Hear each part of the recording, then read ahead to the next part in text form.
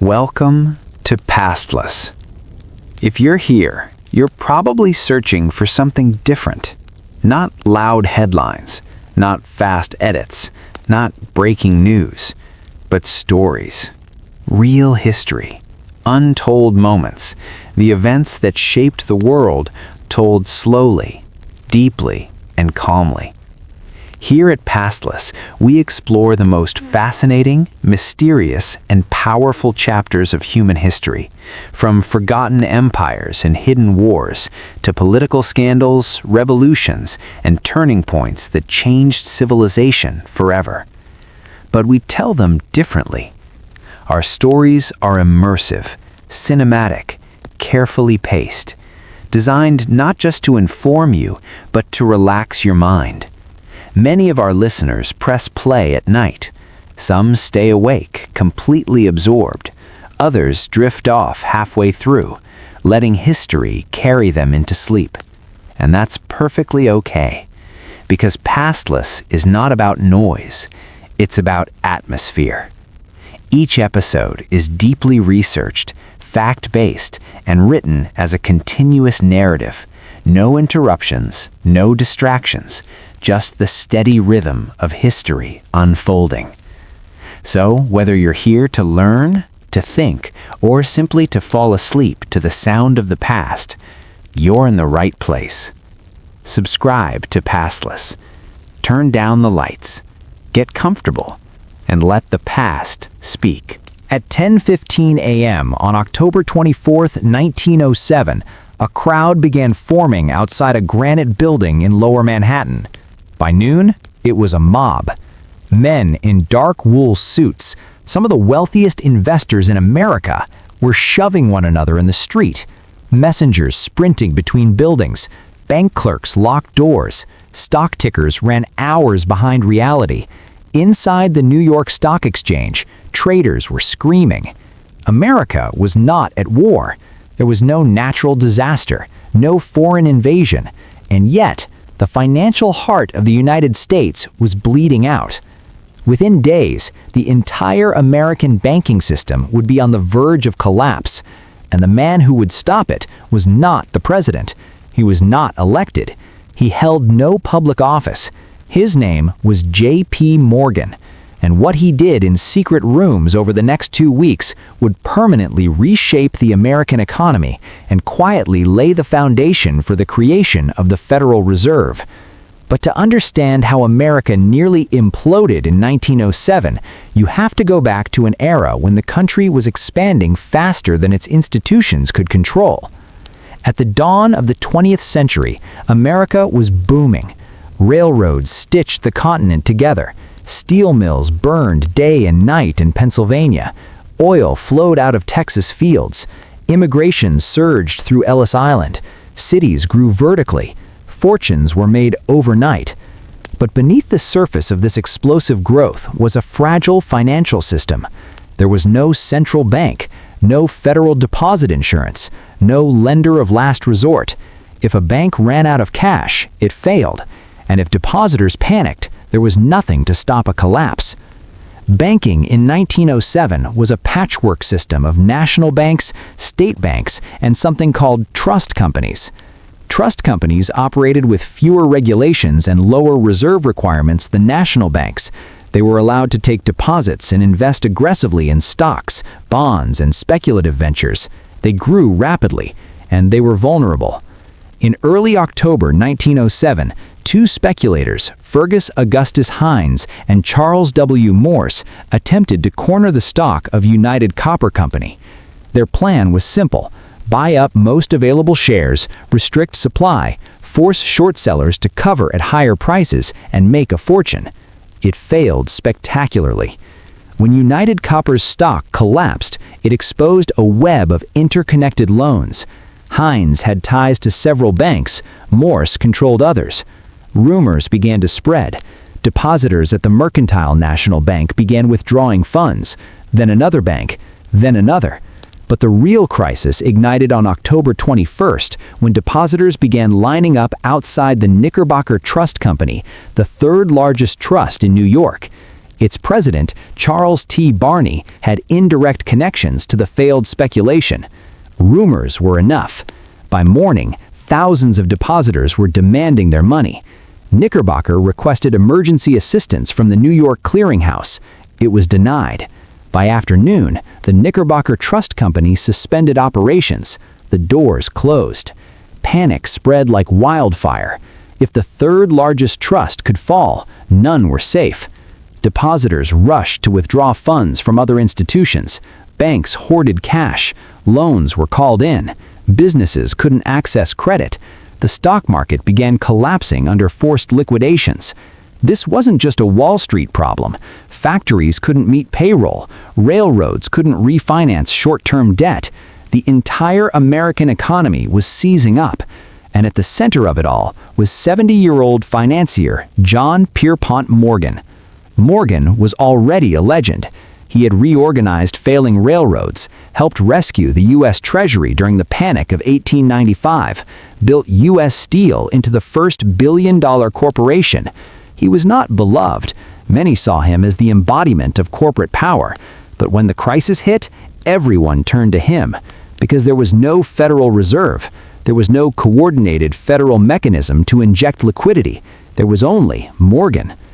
On the night of October 23rd, Morgan summoned New York's leading bankers to his private library on Madison Avenue.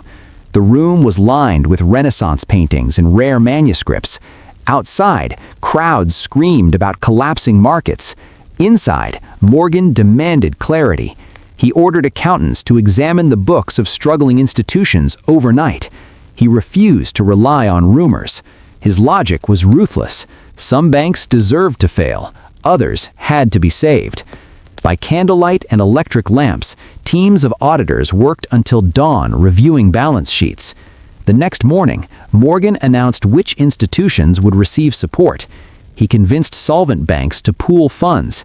He coordinated emergency loans. He personally pledged millions. But panic is contagious. And on October 24th, later known as Black Thursday, the New York Stock Exchange was on the brink. Stocks were collapsing under forced selling. If trading didn't stop, the crash could spiral into national catastrophe. Morgan dispatched trusted partners to the exchange floor with orders: support key stocks, provide bids, stabilize prices. They injected millions in capital. The free fall slowed, but the crisis was far from over. Trust companies continued facing runs. Cash reserves across the country were drying up. Banks in Chicago, St. Louis, and beyond began restricting withdrawals. Clearinghouses issued emergency loan certificates, a temporary substitute for cash. America was improvising a central bank in real time. Meanwhile, President Theodore Roosevelt was hunting in Louisiana. The federal government had limited tools. Morgan effectively became the de facto financial commander.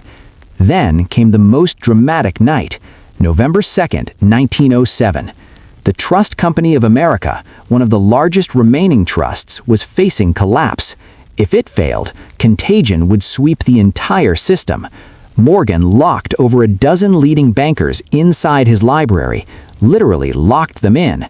Accounts differ, but several participants later claimed Morgan refused to let anyone leave until they agreed to contribute funds. Hours passed. Tempers flared. Finally, exhausted and cornered, the bankers agreed to provide $25 million in support.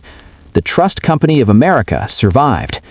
Gradually, panic eased, but the crisis revealed something undeniable.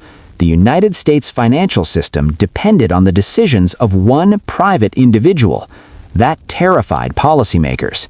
In 1908, Congress passed the Aldrich-Vreeland Act, establishing the National Monetary Commission to study banking systems worldwide. Senator Aldrich traveled to Europe to examine central banks in England, Germany, and France.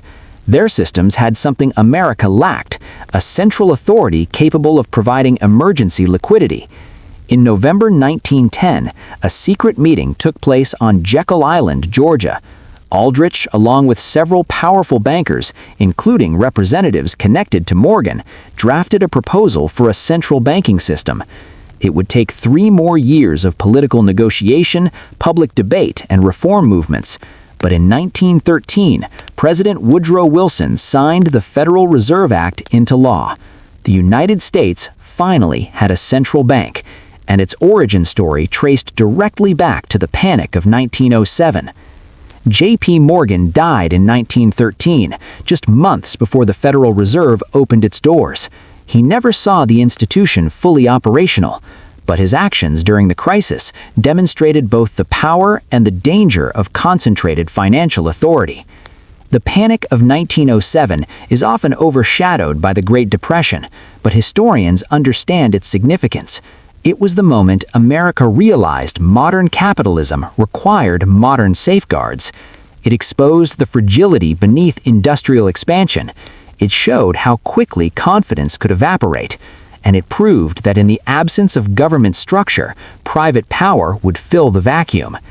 In the decades that followed, the Federal Reserve would face its own tests: the Great Depression, World War II financing, the stagflation of the 1970s, the 2008 financial crisis. But its existence, for better or worse, was born from two chaotic weeks in October 1907, when crowds gathered outside granite buildings, when rumors toppled institutions, when one man locked bankers in a library to save the American economy, and when the United States came within days of total financial paralysis. The Empire of Smoke. The secret war between the U.S. government and the American mafia. In 1943, while American soldiers were fighting across Europe in the Pacific, the United States government made a deal with the mafia. It wasn't a rumor. It wasn't a conspiracy theory. It was real, and it would shape organized crime in America for decades. The deal began in a place that smelled of salt water and diesel fuel, the New York docks. The burning of the Normandie. On February 9, 1942, the French ocean liner Normandie caught fire while being converted into a U.S. troop ship at Pier 88 in Manhattan. The flames lit up the Hudson River. Firefighters battled the blaze for hours, but the ship eventually capsized at its berth. The official cause was ruled accidental, sparks from a welder's torch igniting life preservers. But in the months after Pearl Harbor, paranoia ran deep. German U-boats were sinking ships along the East Coast. Sabotage was feared everywhere. The docks were vulnerable, and the docks were controlled by the mafia, specifically by a man serving time in prison, Charles "Lucky" Luciano. Luciano was the architect of the modern American mafia. In the 1930s, he had reorganized crime families into a national syndicate known as the Commission. He standardized operations, eliminated old-world vendettas, and turned organized crime into a corporate structure. By 1936, he was convicted of compulsory prostitution and sentenced to 30 to 50 years. But prison did not erase his influence. From his cell in Dannemora, he still controlled labor unions on the waterfront, and the U.S. Navy needed those docks secure. Naval intelligence approached Meyer Lansky, Luciano's close associate. The message was simple: help us secure the ports, and we'll help Luciano. Operation Underworld was born. The mafia used its control over longshoremen to identify suspicious activity, discourage sabotage, and maintain order on the docks. In return, Luciano's sentence was commuted in 1946. He was deported to Italy, but released from prison. The war effort had quietly relied on organized crime. It was a pragmatic decision, but it came at a cost, because empowering the mafia during wartime solidified its power structure nationwide. The post-war boom and the expansion of crime. After World War II, America exploded economically. Suburbs grew, highways stretched across states, consumer spending soared, and the mafia adapted. Illegal gambling, loan sharking, labor racketeering, narcotics trafficking. They infiltrated unions in construction, trucking, garbage collection, garment manufacturing. Las Vegas became their jewel. In the desert of Nevada, mob money built casinos like the Flamingo, initially backed by Bugsy Siegel. The city transformed into a glittering empire of controlled vice. But for years, federal law enforcement was fragmented. The FBI, under J. Edgar Hoover, publicly downplayed the existence of a national crime syndicate. Hoover focused on political radicals and espionage. Critics later accused him of ignoring organized crime for decades. Local police were often compromised. Witnesses were afraid. The mafia thrived in shadows. The turning point, the Appalachian meeting. On November 14, 1957, a state trooper named Edgar Croswell noticed something odd. Luxury cars were parked outside a rural home in Appalachian, New York. The license plates were from across the country. He investigated. Inside was a meeting of top mafia bosses, including Vito Genovese and Carlo Gambino.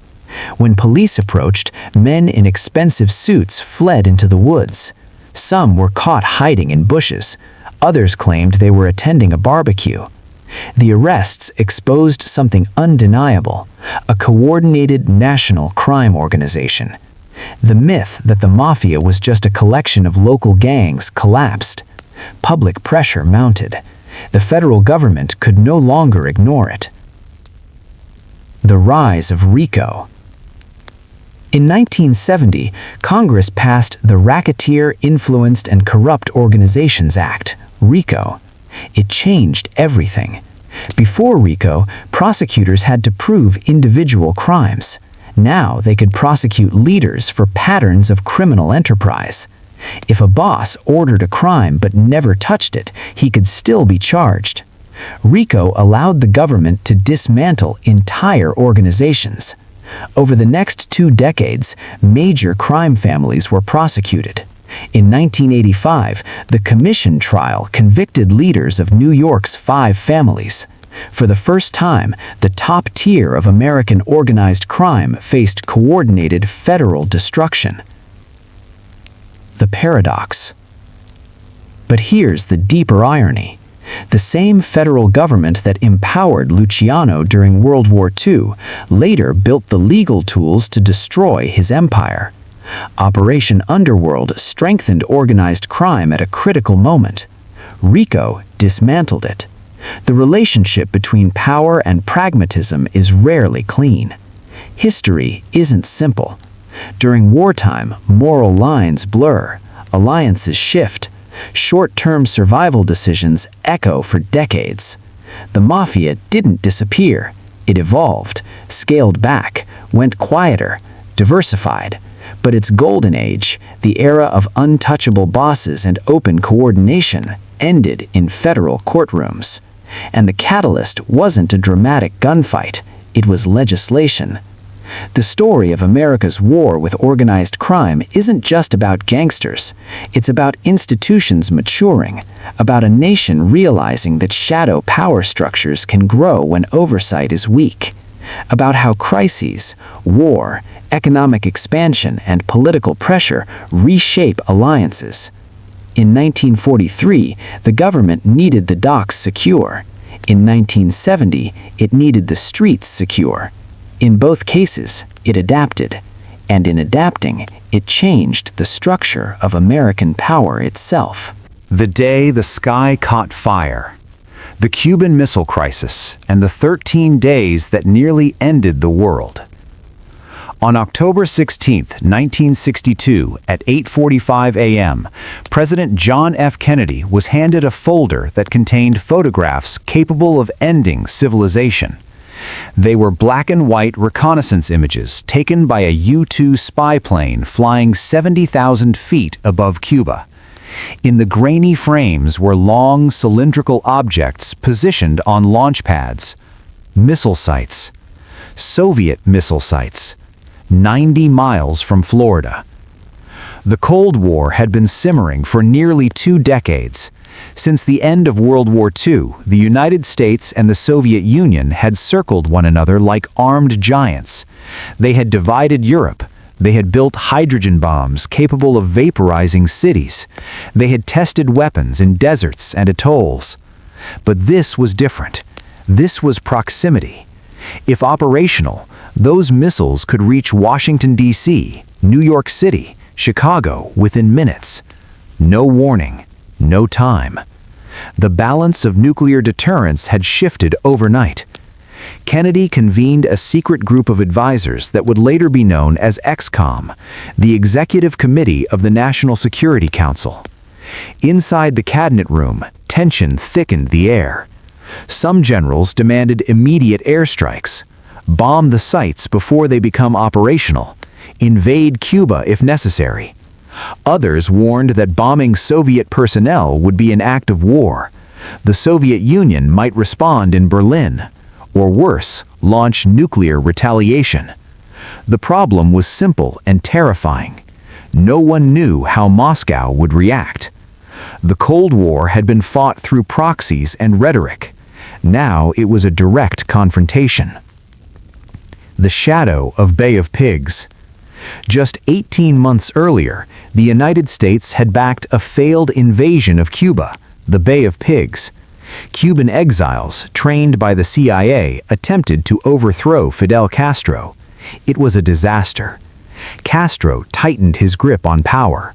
Cuba moved closer to the Soviet Union. Nikita Khrushchev, the Soviet premier, believed Kennedy was young and inexperienced. The placement of missiles in Cuba was strategic, but also psychological. It was leverage.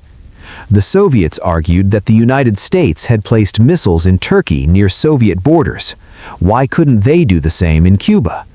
But to the American public, Soviet nuclear weapons in the Western Hemisphere felt like invasion. The Monroe Doctrine, a 19th century policy opposing European interference in the Americas, echoed loudly in political memory. The decision. On October 22nd, Kennedy addressed the nation on live television. His voice was calm but firm. He announced the discovery of Soviet missile sites and declared a quarantine of Cuba, a naval blockade to prevent further shipments of offensive weapons. He deliberately avoided the word blockade, which legally implied war. Instead, U.S. Navy ships moved into position across the Atlantic approaches to Cuba. The world held its breath. Soviet ships were en route to the island. If they attempted to cross the quarantine line, American naval vessels would stop them. If they resisted, shots could be fired. And if shots were fired, escalation could spiral uncontrollably. For days, the crisis intensified. Strategic Air Command went to DEFCON 2, one step below full nuclear war. Bombers loaded with nuclear weapons patrolled the skies. Missile crews stood ready. Submarines moved silently beneath the ocean surface. The submarine that almost launched. On October 27th, later called Black Saturday, events nearly slipped beyond control. An American destroyer dropped non-lethal depth charges near a Soviet submarine to force it to surface. Unbeknownst to the Americans, the submarine was carrying a nuclear torpedo. Inside the vessel, conditions were brutal. High heat, low oxygen, no communication with Moscow. The captain believed war might have already begun. He ordered the nuclear torpedo prepared for launch. Soviet protocol required agreement of 3 officers aboard to fire. 2 approved, 1 refused. His name was Vasily Arkhipov. Arkhipov argued they could not confirm war had started. He convinced the captain to surface instead. That decision likely prevented a nuclear detonation that could have triggered full-scale war. For decades, his role remained largely unknown. History often hinges on individuals invisible to the public. Letters across the divide. Meanwhile, Kennedy and Khrushchev exchanged letters. The first Soviet letter was emotional, almost personal. It suggested a compromise. The Soviet Union would remove missiles from Cuba if the United States pledged not to invade the island. The second letter, harsher in tone, demanded removal of American missiles from Turkey. ExComm debated intensely. Responding to the second letter risked public perception of weakness. Ignoring it risked escalation. Ultimately, Kennedy chose a dual-track response. Publicly, the U.S. agreed not to invade Cuba. Privately, it signaled willingness to remove missiles from Turkey within months. On October 28th, Khrushchev announced the Soviet Union would dismantle missile sites in Cuba. The immediate crisis ended. Nuclear war was avoided. Aftermath and consequences. The Cuban Missile Crisis changed the architecture of global power. It exposed the terrifying speed at which miscalculation could lead to annihilation. It led to the establishment of a direct hotline between Washington and Moscow. It encouraged future arms control agreements, including the Nuclear Test Ban Treaty of 1963. But it also cemented nuclear deterrence doctrine. Mutually assured destruction, MAD, became strategic reality. Both superpowers understood that total war meant mutual extinction. The crisis also reshaped perceptions of leadership. Kennedy was praised for measured restraint.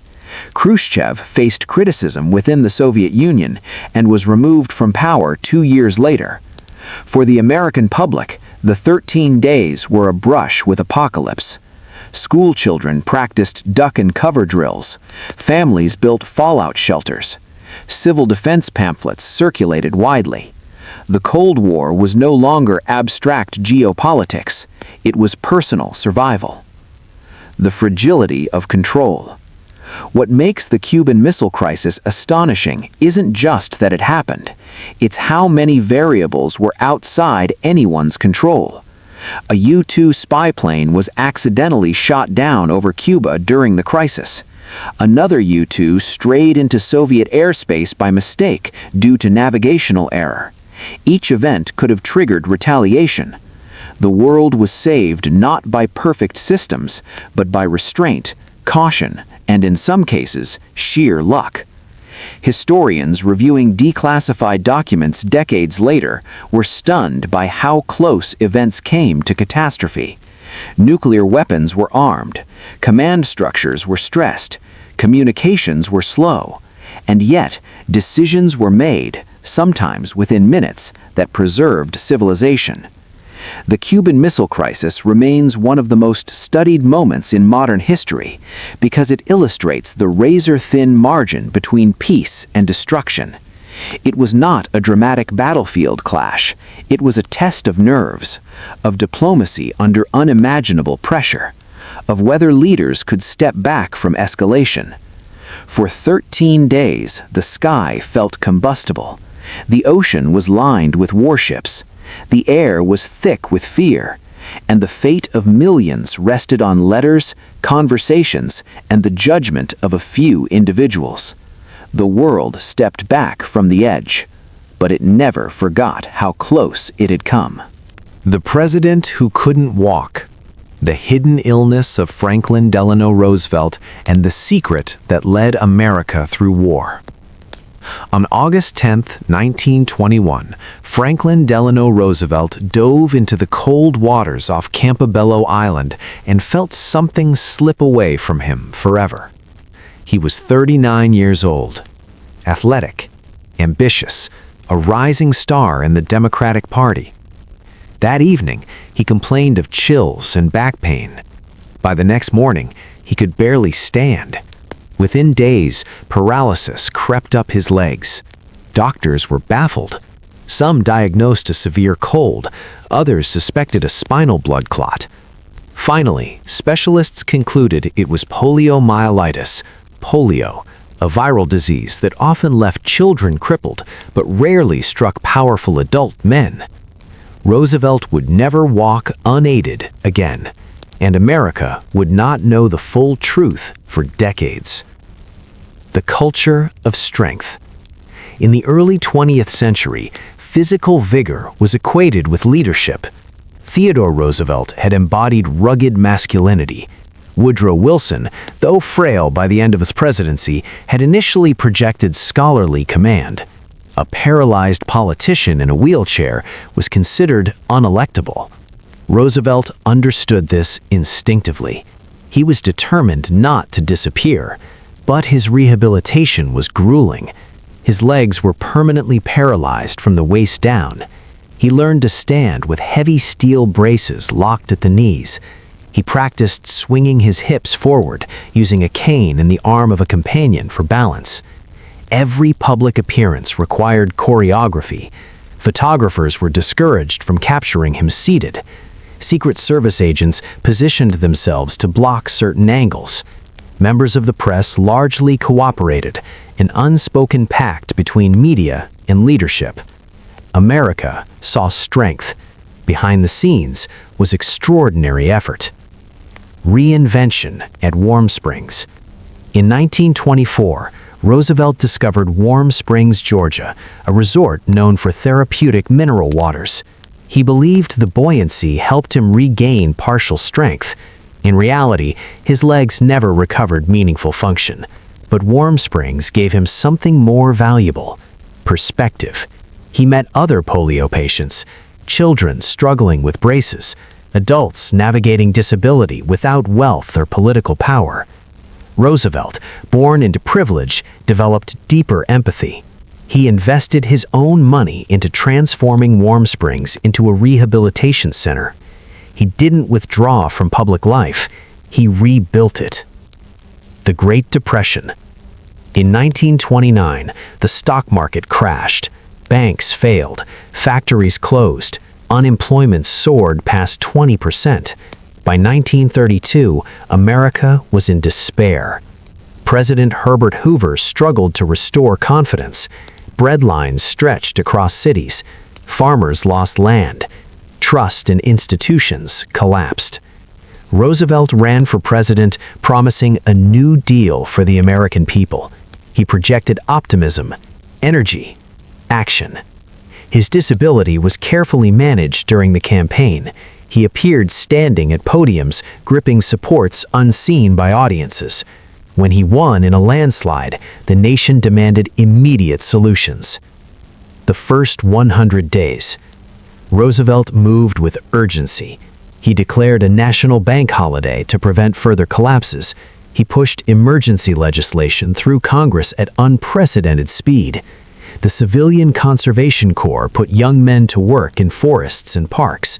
The Agricultural Adjustment Act aimed to stabilize farm prices. The Tennessee Valley Authority brought electricity and infrastructure to impoverished regions. Critics argued he was expanding federal power dangerously. Supporters believed bold experimentation was necessary. Roosevelt's fireside chats, radio broadcasts delivered in calm, conversational tone, restored confidence. Families gathered around radios to hear him speak directly to them. He didn't sound distant, he sounded steady. Behind the desk in the White House, seated in his wheelchair, he guided a nation through economic catastrophe. War looming. By the late 1930s, Europe was again descending into conflict. Adolf Hitler's Nazi regime expanded aggressively. France fell in 1940. Britain stood alone. American public opinion was divided. Isolationist sentiment ran strong. Roosevelt, understanding the global threat, supported Britain through Lend-Lease, supplying arms without direct entry into war. He walked a political tightrope, publicly cautious, privately preparing. On December 7, 1941, Japanese forces attacked Pearl Harbor. The following day, Roosevelt addressed Congress. His voice was firm as he declared December 7th a date which will live in infamy. The United States entered World War II. The hidden strain. By 1944, Roosevelt's health was deteriorating beyond paralysis. He suffered from severe hypertension and heart disease. Doctors concealed the seriousness. Campaigning for a fourth term, he appeared visibly thinner and fatigued. But wartime leadership carried weight. Voters chose continuity. Behind closed doors, advisors worried. Could he survive another term? In February 1945, Roosevelt traveled to Yalta to meet with Winston Churchill and Sajota Stalin. Photographs from the conference show a visibly weakened president. Yet he negotiated critical post-war agreements. He sought to shape the United Nations. He attempted to secure Soviet cooperation in the Pacific. 2 months later, on April 12, 1945, Roosevelt collapsed at Warm Springs from a massive cerebral hemorrhage. He was 63. Vice President Harry Truman was sworn in. The world was still at war. The secret of image. For decades, many Americans did not fully grasp the extent of Roosevelt's disability. Photographs showing him in a wheelchair were rare. Cameras were physically large and conspicuous in the 1930s and 40s. Controlling angles was easier. Modern historians view this concealment through complex lenses. Was it deception or pragmatic image management in a less inclusive era? What's undeniable is this: a man who could not walk led the United States through the Great Depression and World War II. He coordinated massive industrial mobilization, oversaw the Manhattan Project's early stages, navigated alliances with Churchill and Stalin, reshaped the federal government permanently. His paralysis did not define his presidency, but it shaped his resilience. Legacy. Roosevelt's leadership expanded executive power dramatically. Social security, labor protections, financial regulation, institutions that remain foundational today emerged from his administration. Critics argue some New Deal programs extended government too far. Supporters credit him with stabilizing democracy during crisis. His 4-term presidency prompted the 22nd Amendment, limiting future presidents to 2 terms. But beyond policy, Roosevelt altered the psychological contract between government and citizen. He convinced Americans that federal leadership could intervene during catastrophe. He projected confidence when fear threatened to paralyze the nation, just as illness had paralyzed him. History often remembers grand speeches and decisive battles, but sometimes it is the quiet, unseen battles, the daily struggle to stand, the careful management of image, the private endurance of pain that shape a leader most profoundly. Franklin Delano Roosevelt never walked again after 1921. Yet he carried a nation on his shoulders through its darkest chapters, and for years, the world never saw the steel braces beneath the desk. The city that built the bomb. Inside the secret world of Los Alamos and the race to end World War II. In the spring of 1943, if you drove through the rugged mesas of northern New Mexico, you might have noticed something strange. Military police checkpoints, barbed wire, construction trucks carving roads into isolated high desert. But there were no maps pointing to the destination, no signs announcing what was being built. Officially, it did not exist. Unofficially, it would change the structure of human history forever. The place was called Los Alamos, and it was where the United States built the atomic bomb. The fear that started it. In 1938, German scientists discovered nuclear fission, the splitting of uranium atoms that released enormous energy. When news reached the United States, several physicists who had fled Nazi Europe became alarmed. If Hitler's Germany developed a nuclear weapon first, the consequences could be catastrophic. In 1939, Albert Einstein signed a letter, drafted primarily by physicist Leo Szilard, warning President Franklin Roosevelt of the potential for atomic bombs. The letter suggested that uranium could be used to create extremely powerful bombs of a new type. Roosevelt authorized exploratory research. What began as small scientific inquiry soon escalated into the Manhattan Project, the largest secret research and engineering program in history. The hidden army of science. At its peak, the Manhattan Project employed over 130,000 people across multiple sites. Oak Ridge, Tennessee, enriching uranium. Hanford, Washington, producing plutonium.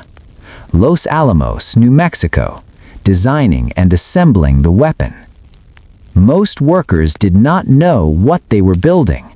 They were given fragments of tasks. Secrecy was absolute. At Los Alamos, theoretical physicist J. Robert Oppenheimer was appointed scientific director.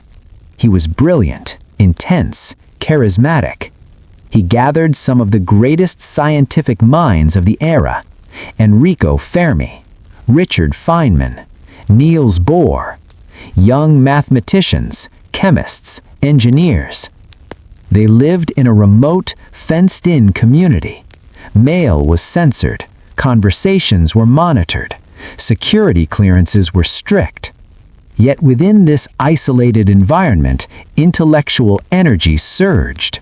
They were attempting something never done before: harnessing the energy inside the atom. The race for time. By 1944, it was clear Germany was not close to producing an atomic weapon, but the war in the Pacific raged on. Japan showed no sign of surrender. American planners anticipated that a full invasion of the Japanese mainland could cost hundreds of thousands of American lives, possibly more. The bomb, if it worked, could end the war quickly. But "if" was enormous. 2 bomb designs were under development: a uranium gun-type bomb, later named Little Boy; a plutonium implosion-type bomb, far more complex, later named Fat Man. The plutonium design required precision explosive lenses to compress materials symmetrically, an unprecedented engineering challenge. Failure was possible. Catastrophic failure. Scientists calculated, recalculated, argued. They debated moral implications even before the weapon existed. Would demonstrating the bomb deter future wars or begin an arms race beyond imagination? But the project moved forward. Trinity. On July 16, 1945, before dawn, scientists gathered in the New Mexico desert at a site called Trinity. A steel tower held the plutonium device. Thunderclouds loomed overhead. Some worried the explosion might ignite the atmosphere. Calculations suggested it was nearly impossible, but the thought lingered. At 5:29 a.m., the bomb detonated. A blinding flash, a fireball brighter than the sun, shockwaves rippling across desert sands, a mushroom cloud rising 40,000 feet. Silence, then cheers, then stunned awe. Oppenheimer later recalled a line from the Bhagavad Gita: "Now I am become death, the destroyer of worlds." The bomb worked. Hiroshima and Nagasaki. On August 6, 1945, the uranium bomb was dropped on Hiroshima. Approximately 70,000 people died instantly. Many more would die from burns and radiation. 3 days later, the plutonium bomb was dropped on Nagasaki. Japan announced surrender on August 15th. World War II ended. For Americans, the war's end brought relief and celebration. For humanity, it marked the beginning of the nuclear age. The aftermath. The Manhattan Project reshaped geopolitics. The Soviet Union accelerated its own nuclear program. By 1949, it successfully tested an atomic bomb. The arms race began. Hydrogen bombs followed. Intercontinental ballistic missiles. Nuclear submarines. The Cold War would be defined by nuclear deterrence. Within Los Alamos, scientists grappled with ethical consequences. Some advocated for international control of atomic energy. Others believed deterrence required strength. Oppenheimer himself would later face political backlash during the Red Scare, accused of security risks due to past associations. In 1954, his security clearance was revoked in a highly publicized hearing. The man who led the bomb's creation was sidelined in the very system it helped create. The paradox of power. The atomic bomb ended one of the deadliest wars in history. It also introduced the possibility of total annihilation. Nuclear weapons have never again been used in war. Whether that restraint reflects deterrence, fear, or moral reckoning remains debated. What is certain is this: in a remote desert city that officially did not exist, thousands of Americans worked in secrecy to unlock the energy of the universe. They succeeded, and nothing, politically, militarily, or philosophically, would ever be the same. The skyline of the modern world is built under the shadow of that desert sunrise. The scandal that brought down a president, Watergate, and the collapse of trust in American power. On the night of June 17, 1972, 5 men were arrested inside a quiet office building in Washington, D.C. They weren't armed revolutionaries. They weren't foreign spies. They were burglars in business suits carrying cameras and wiretapping equipment. The building was called the Watergate Complex. The office they had broken into belonged to the Democratic National Committee. At first glance, it looked like a clumsy political espionage attempt. Within 2 years, it would force the President of the United States to resign and permanently alter how Americans viewed their government. The break-in that didn't make sense. The burglars were caught because of tape. A security guard named Frank Wills noticed a piece of masking tape placed over a door latch in the parking garage. It kept the door from locking. He removed it. Later, during another round, he saw tape again. He called the police. Officers arrived quietly, dressed in plain clothes to avoid alerting suspects. They found 5 men inside the DNC offices. The men carried bugging devices, stacks of $100 bills, address books with names connected to the Republican Party. The question was immediate: who sent them? The White House denied involvement. President Richard Nixon publicly dismissed the incident as a third-rate burglary. But the story didn't fade. It grew. Follow the money. 2 young Washington Post reporters, Bob Woodward and Carl Bernstein, began investigating. They received tips from a secret source later known as Deep Throat, revealed decades later as FBI Associate Director Mark Felt. The advice was simple: follow the money. Campaign funds from Nixon's re-election committee were connected to the burglars. The scandal expanded beyond the break-in. It revealed a web of political sabotage, illegal wiretapping, break-ins, secret slush funds, abuse of federal agencies. This wasn't about one crime. It was about a culture of power protecting itself. The tapes. Nixon had installed a voice-activated recording system in the Oval Office. He believed the tapes would preserve history. Instead, they preserved evidence. When investigators learned of the recordings, they demanded access. Nixon refused, citing executive privilege. The legal battle reached the Supreme Court. In July 1974, the court ruled unanimously that the president must release the tapes. When the recordings became public, they revealed a smoking gun. 6 days after the break-in, Nixon had discussed using the CIA to obstruct the FBI investigation. The cover-up was undeniable. The fall. On August 8, 1974, Richard Nixon addressed the nation. His voice was steady, but history was shifting beneath him. "I shall resign the presidency effective at noon tomorrow." The next day, he boarded a helicopter on the White House lawn. He raised his arms in a final gesture, 2 peace signs, and then he was gone. George Ford became president. 1 month later, Ford granted Nixon a full pardon. The nation was divided. Some believed accountability had been short-circuited. Others believed the country needed healing. The larger impact.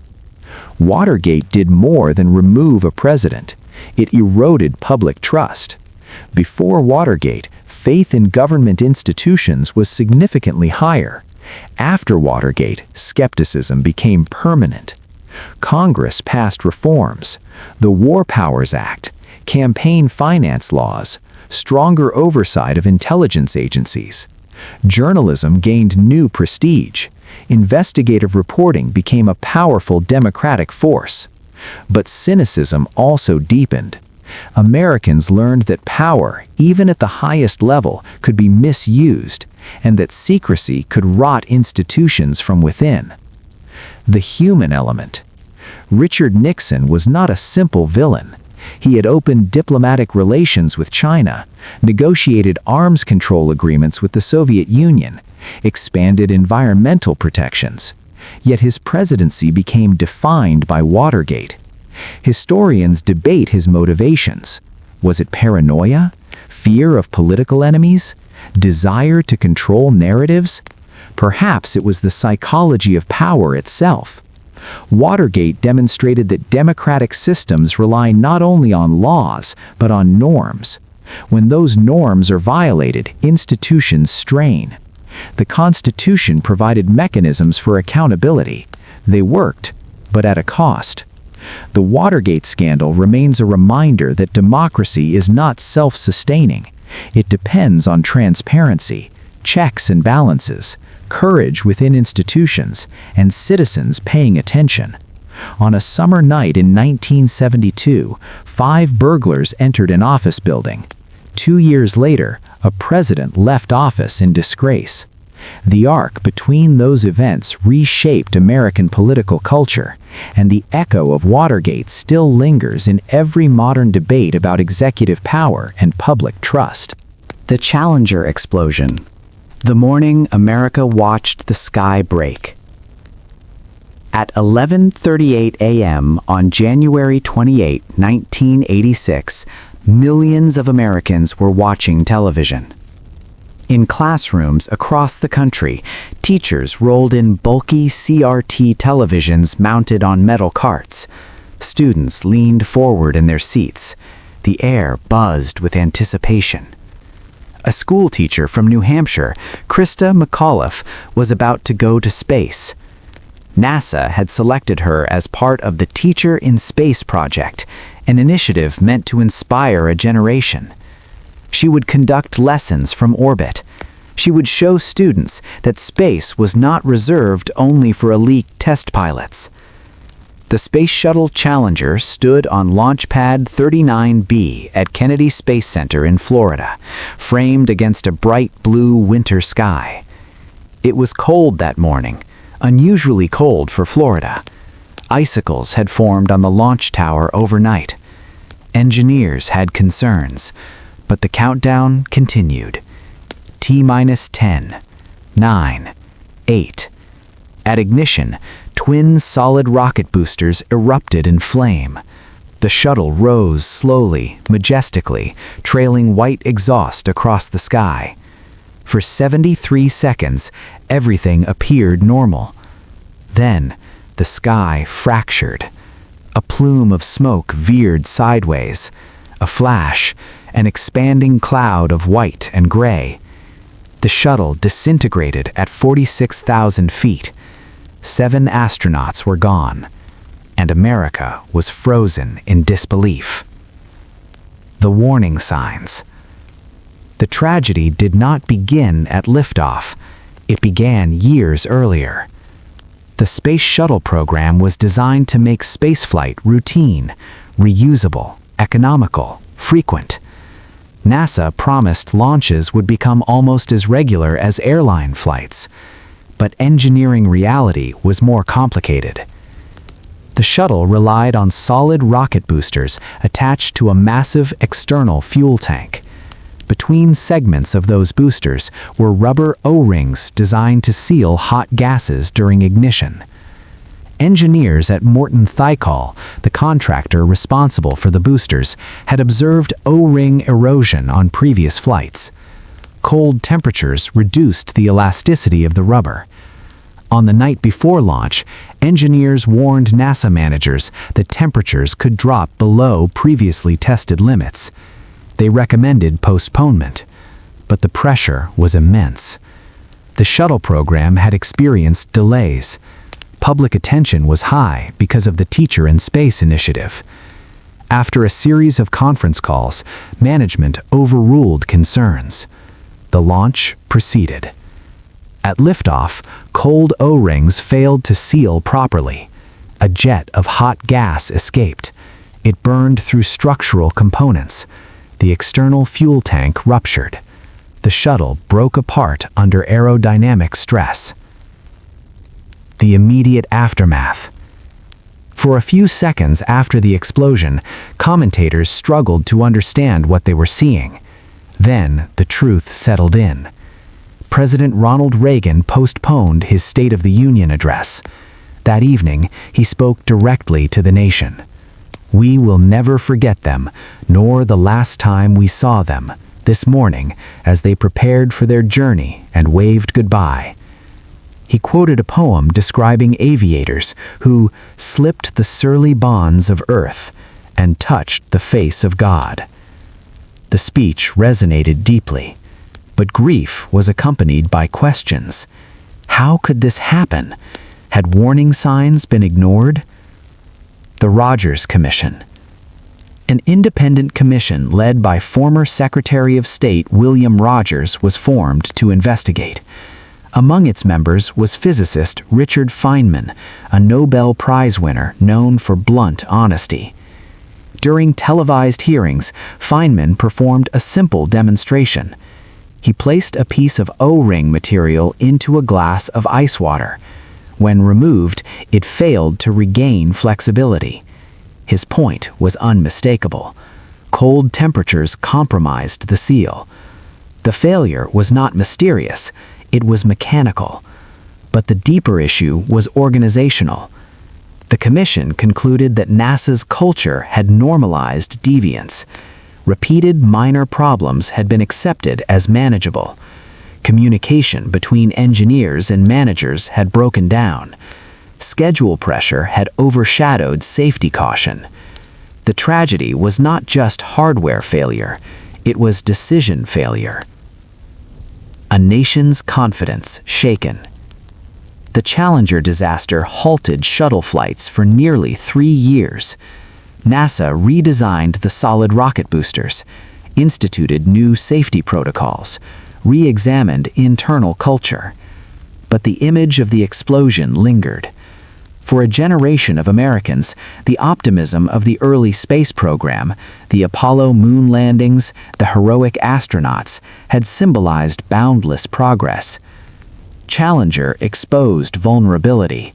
Space was not routine, it was dangerous. The event reshaped public perception of risk, accountability, and technological optimism. It became a case study in engineering ethics. Business schools and management programs still teach it as a lesson in organizational failure. The human story. The crew aboard Challenger represented diverse backgrounds. Francis or Dick Scobie, the commander; Michael Smith, the pilot; Ronald McNair, physicist and astronaut; Ellison Onitsa, engineer; Judith Resnick, electrical engineer; Gregory Jarvis, payload specialist; Krista McAuliffe, teacher. They trained intensely. They understood risk. Yet the symbolic weight of the Teacher in Space program amplified the tragedy. Children had watched someone like their own teacher ascend and then disappear.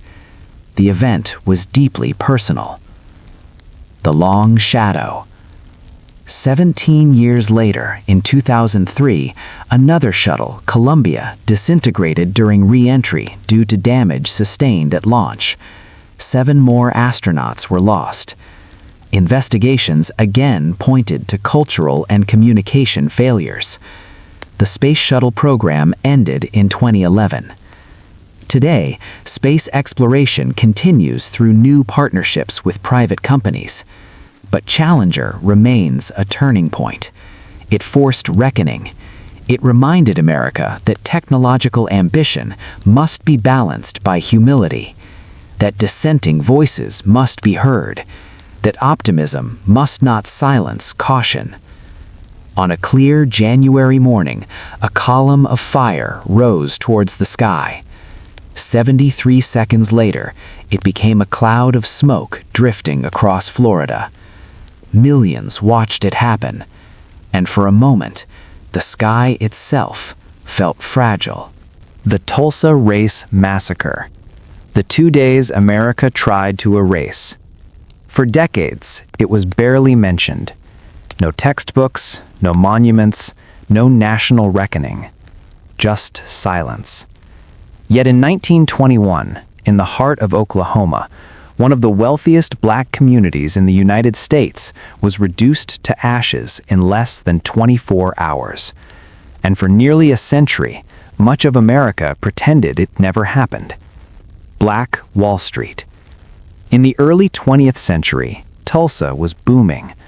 Oil had transformed Oklahoma into one of the richest states in the nation. Wealth flowed through downtown banks, hotels, and rail yards. But in the Greenwood district, north of the railroad tracks, something extraordinary was happening. Greenwood was thriving. Black entrepreneurs built businesses, theaters, newspapers, banks, grocery stores, law offices, medical practices, hotels. Because of segregation laws, black residents were forced to build their own economic ecosystem. They did, brilliantly. The district became known nationwide as Black Wall Street. Homes were elite, suits were tailored, pride was visible. Greenwood wasn't just surviving under Jim Crow, it was flourishing. That success would make it a target. The elevator incident. On May 30th, 1921, a 19-year-old black shoeshiner named Dick Rowland entered an elevator in downtown Tulsa. The elevator operator was a 17-year-old white girl named Sarah Page. Something happened. Accounts vary. Perhaps he stumbled and grabbed her arm to steady himself. Perhaps it was accidental contact. She screamed. Rowland fled. The next day, a local newspaper published a sensational headline suggesting assault. Rumors spread rapidly. In a city already tense with racial hostility, the story ignited fury. Rowland was arrested and held in the Tulsa County Courthouse. By evening, a white mob gathered, demanding he be handed over. They wanted a lynching. Armed protection. Word reached Greenwood. Black World War I veterans and community members armed themselves and marched to the courthouse to protect Rowland. They had fought overseas for democracy. They were not going to allow a lynching at home. Sheriff Willard McCullough assured them the prisoner was safe and urged them to leave. Most did. But later that night, as tensions escalated and more armed white men arrived, another group of black men returned. A confrontation occurred. A white man reportedly tried to disarm a black veteran. A shot rang out. Then, chaos. Gunfire erupted. Within minutes, the situation spiraled into open warfare. The invasion of Greenwood. By early morning, thousands of white rioters flooded into Greenwood. They looted, they burned, they shot residents on sight. Airplanes, privately owned small aircraft, circled overhead. Witnesses later testified that incendiary devices were dropped from the sky. Fires spread rapidly from block to block. Police deputized hundreds of white men, effectively legitimizing the mob. Some law enforcement officers participated in the violence. The National Guard was eventually called, but instead of protecting Greenwood residents, many black survivors were rounded up and detained. By the end of May 31 and into June 1, more than 35 square blocks were destroyed. Homes reduced to smoldering foundations, businesses erased, churches burned. The dream of Black Wall Street was gone. The death toll. Official reports at the time claimed around 36 deaths. Modern historians estimate the number was far higher, possibly between 100 and 300. Mass graves are still being investigated today. Thousands were left homeless. Insurance companies refused to pay claims, citing riot clauses. The economic devastation was permanent for many families. Generational wealth erased overnight. The silence. What makes Tulsa uniquely haunting is not just the violence, but the erasure. Newspaper archives were altered. Records disappeared. For decades, survivors rarely spoke publicly. Schools did not teach it. Local authorities avoided acknowledgement, as if the city collectively decided to bury the memory. Children grew up unaware that their own streets had once been battle zones. The silence lasted nearly 80 years. The long road to recognition. In 1997, the Oklahoma State Legislature formed a commission to investigate the massacre. Survivors, now elderly, testified publicly for the first time. The findings confirmed what oral history had preserved. Greenwood was not a riot. It was a massacre. In 2021, on the 100th anniversary, national attention finally focused on Tulsa. Presidents spoke about it, documentaries aired, mass grave investigations intensified. Yet many survivors and descendants still argue that justice remains incomplete. Reparations have been debated, but not universally granted. The economic gap created by that destruction still echoes. Why it matters. Tulsa forces America to confront difficult truths, that prosperity does not shield from hatred, that mob violence can erupt under the guise of law and order, that silence can be as damaging as the original crime. Greenwood was rebuilt in parts, but never fully restored to its former prominence. Black Wall Street remains a symbol of resilience, ambition, and the fragility of progress. On a spring night in 1921, a single rumor ignited destruction. By dawn, an entire community's future had been turned to smoke, and for decades, America looked away. The Manhattan Project. The secret city that changed the world forever.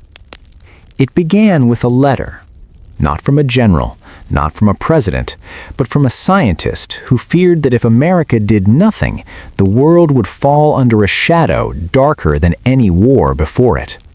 In August 1939, as Europe trembled on the edge of World War II, physicist Leo Szilard persuaded Albert Einstein to sign a letter to President Franklin Roosevelt. The message was clear. Nazi Germany might be developing an atomic bomb. If Hitler built it first, civilization itself could collapse. Roosevelt responded quietly. He created a small advisory committee. Few Americans knew it existed. Within 3 years, that quiet committee would become the largest secret scientific operation in human history. It would employ more than 130,000 people. It would cost nearly $2 billion in 1940s money, and most of the workers would have no idea what they were building. It was called the Manhattan Project. The birth of a weapon unlike any other. Nuclear fission had been discovered only months earlier, in late 1938, by German scientists Otto Hahn and Fritz Strassmann.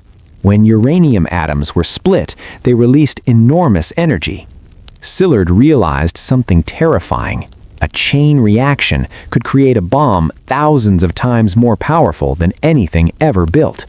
In 1942, the United States officially launched the Manhattan Project under the direction of the U.S. Army Corps of Engineers. General Leslie Groves was appointed to oversee it. He was blunt, efficient, and relentless.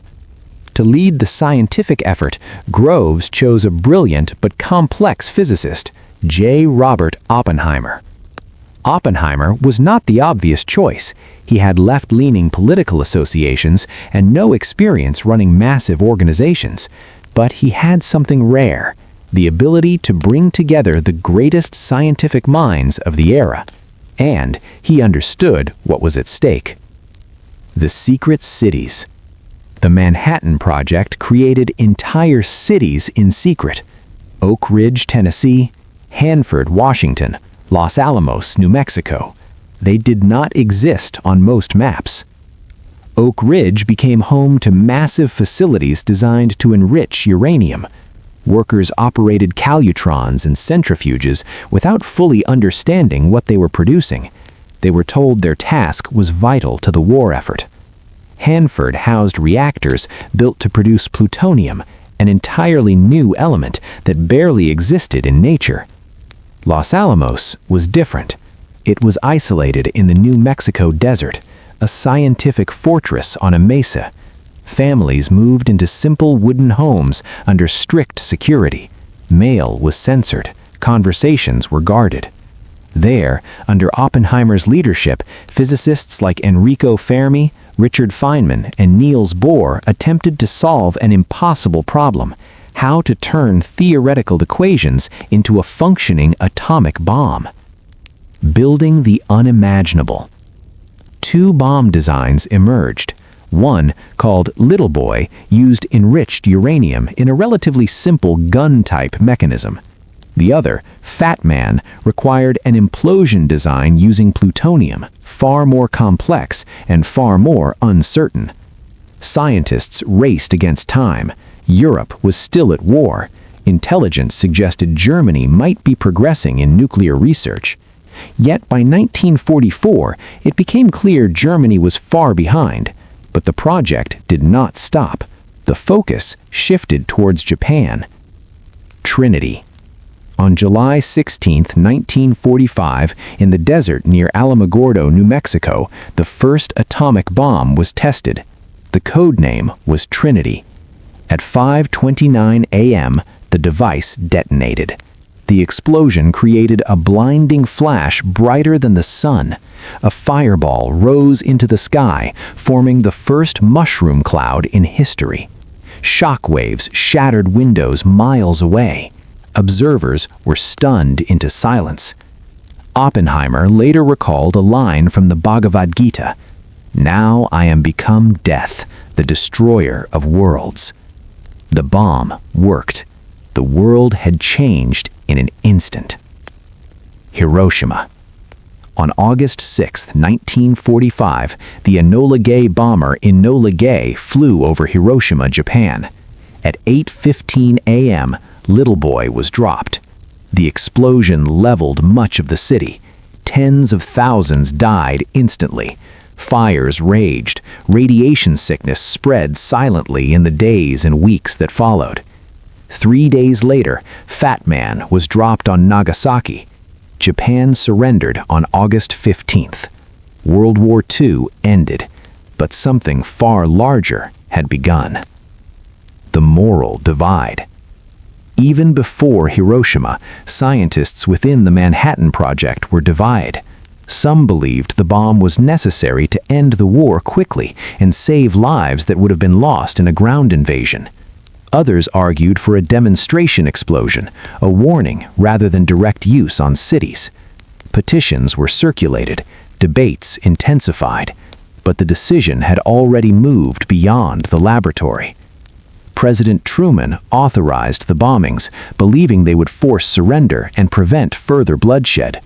The consequences, however, extended far beyond 1945. The Atomic Age. The United States emerged from World War II as the only nation with nuclear weapons. For 4 years.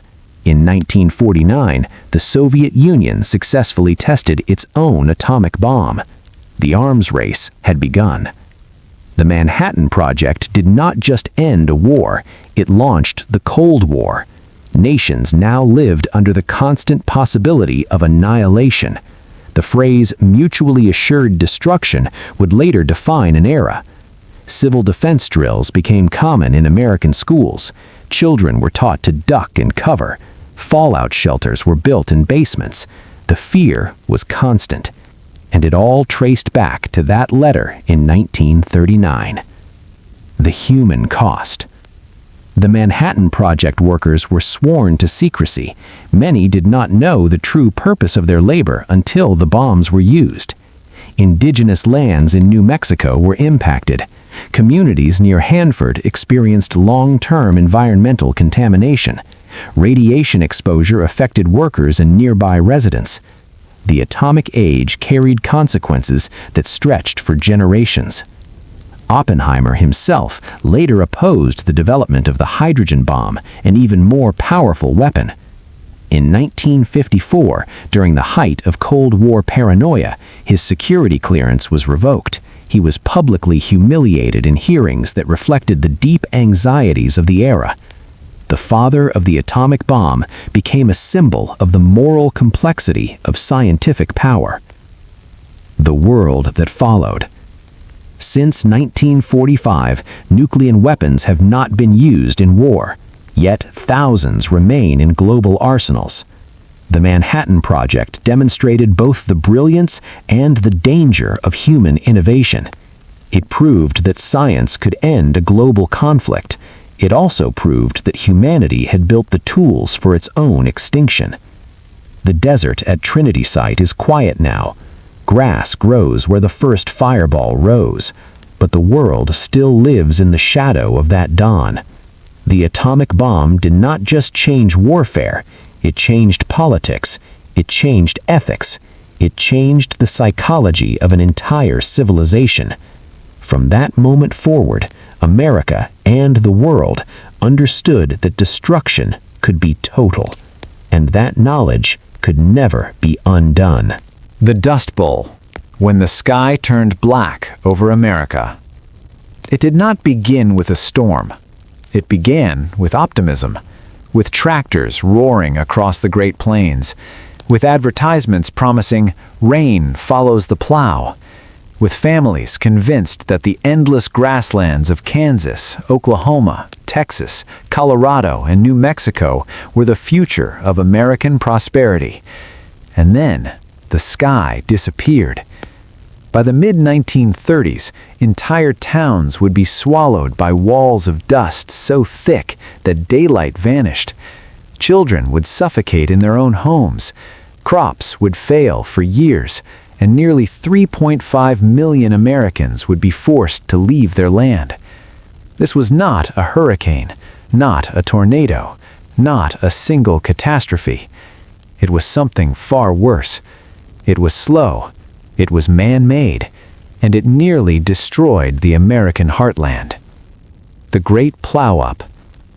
The Great Plains had always been harsh.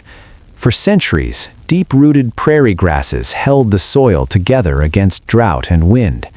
The land was dry, but it was stable.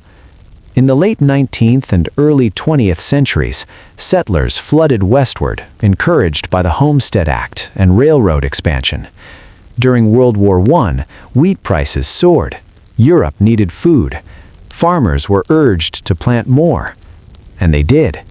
Millions of acres of native grass were ripped out and replaced with monoculture wheat. New gasoline-powered tractors made it possible to plow faster and deeper than ever before. Banks extended credit. Farmers borrowed heavily. Land was seen as guaranteed wealth. For a time, the gamble worked. Then, the rains stopped. The drought. In 1931, severe drought struck the plains. It did not break the next year, or the year after that. Without grassroots anchoring the soil, the dry earth turned to powder. The wind arrived, and the land began to move. Black Sunday. On April 14, 1935, residents of the Texas Panhandle noticed something strange on the horizon: a dark wall. At first, it looked like a distant storm. Then it grew, faster, higher. By late afternoon, a massive dust cloud, hundreds of miles wide, swept across the region. Winds reached 60 miles per hour. The sky turned black. People could not see their own hands in front of their faces. Static electricity built up in the air, causing sparks when people touched metal. Dust seeped into every crack of every home. It coated lungs, settled into beds, killed livestock. This storm became known as Black Sunday, but it was not unique. Between 1934 and 1936, dozens of massive black blizzards struck the plains. Life inside the storm. Families stuffed wet sheets under doors to keep dust out. They wore masks indoors. Children developed dust pneumonia. Some died from inhaling fine particles. Crops failed year after year. Livestock starved. Banks foreclosed on farms. Many families had nowhere to go. Others packed everything into aging cars and headed west, especially to California. They became known as Okies, though many came from Texas, Arkansas, Kansas, and Colorado. They were American refugees. Route 66. Highway 66 became a migration route. Families traveled hundreds of miles, often with little money and no guarantee of work. California had advertised opportunity. Instead, migrants found overcrowded labor camps and hostility from local residents. They competed for farm jobs that paid pennies. Tents and makeshift camps sprang up along irrigation canals. John Steinbeck would later immortalize their struggle in The Grapes of Wrath. But for the families living it, there was nothing fictional about hunger. The government response. The Dust Bowl struck during the Great Depression. Franklin Roosevelt's administration faced dual crises: economic collapse and environmental disaster. The New Deal introduced programs aimed at relief and reform. The Soil Conservation Service was established in 1935. Experts encouraged contour plowing, crop rotation, windbreaks of planted trees. The Civilian Conservation Corps planted more than 200 million trees across the plains to create shelter belts. Farmers were paid to reduce production. It was one of the first times the federal government intervened at large scale in environmental management. The lesson was clear: land misuse had consequences. The human toll. By 1940, an estimated 2.5 to 3.5 million people had left the Plain States. Entire towns vanished. Schools closed. Churches emptied. For those who stayed, life required endurance. Women shook dust from sheets daily. Men searched endlessly for ways to salvage crops. Children grew up knowing the taste of soil. The storms finally began to ease in the late 1930s as rainfall patterns shifted. But the damage, economic and psychological, lingered. A warning written in soil. The Dust Bowl was not simply a weather event. It was the result of aggressive expansion, unchecked optimism, and ecological misunderstanding. The same nation that had built railroads across continents had failed to respect the land beneath its feet. Yet, it also became a turning point. American agriculture transformed. Soil conservation became science-based. Federal disaster relief expanded. Environmental policy began to take shape. The crisis helped redefine the relationship between citizens and government. The legacy. Today, satellite images show the plains as productive farmland once again. Wind turbines rise where dust once rolled.